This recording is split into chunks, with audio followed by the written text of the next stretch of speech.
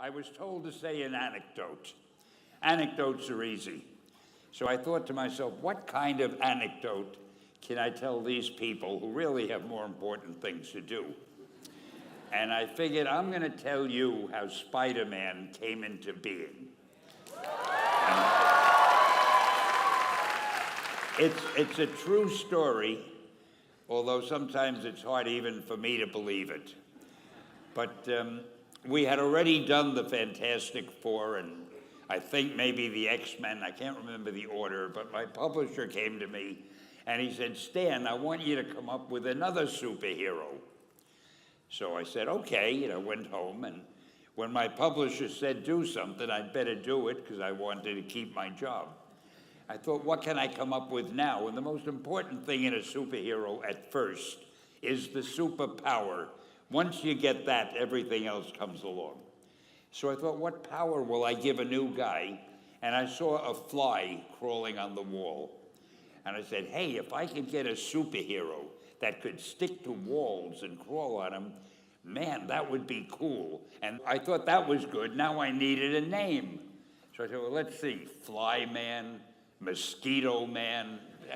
I got down to Spider-Man. Spider-Man. It just sounded dramatic.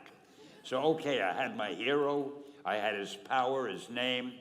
And then I figured, just for fun, I'm going to give him personal problems. Because except for you people that your lives are perfect, but most other people have personal problems. And then I thought I'd make him a teenager, because there were no teenage superheroes that I knew of at the time.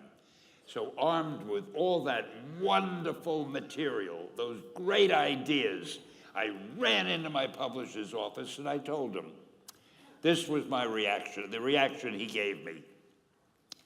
Stan, that is the worst idea I have ever heard. First of all, and he started to give me his, because he's a very logical man, very intellectual. First of all, people hate spiders, so you can't call a hero Spider-Man. You want him to be a teenager? Teenagers can only be sidekicks. And you want him to have personal problems? Stan, don't you know what a superhero is? They don't have personal problems. Well, I left the office disappointed, but obviously a much wiser man. And I couldn't get Spider-Man out of my system. So we were about to kill a magazine. I think it was called Amazing Fantasy. It wasn't selling well, and we were sending the last issue to press. When you do the last issue of a magazine, nobody cares what you put in it because the book is dying. Just to get it out of my system, I put Spider-Man in Amazing Fantasy, feature him on the cover, forgot about it. A month later, all the sales figures came in. My publisher came racing into my office. Stan, you remember that character we both loved so much, Spider-Man? He said, let's do him as a series. Now, why am I telling you this? Besides the fact that I have to kill a little time. If you have an idea that you genuinely think is good, don't let some idiot talk you out of it.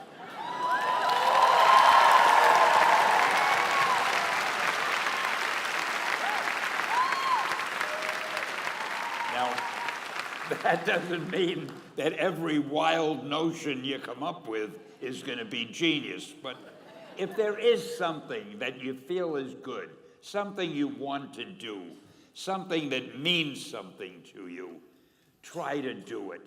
Because I think you can only do your best work if you're doing what you want to do, and if you're doing it the way you think it should be done. And if you can take pride in it after you've done it, no matter what it is, if you can look at it and say, I did that, and I think it's pretty damn good. That's a great feeling. So don't let idiots talk you out of something that you think is good.